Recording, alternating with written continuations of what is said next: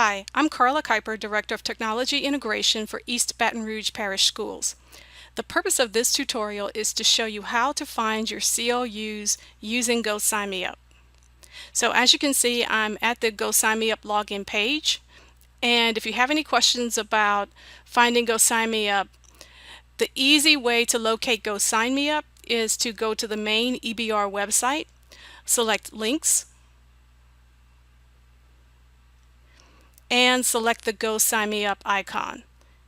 And it takes you to the page where you can browse courses. To find your CLUs, you need to log in, use your Canvas login,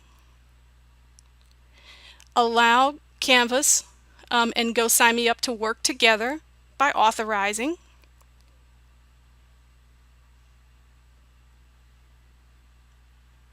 You'll receive confirmation that you've been logged into GoSignMeUp at the top right.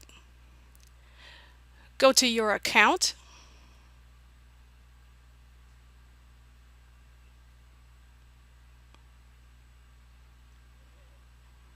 And once you get to your account, scroll down to the area called Courses.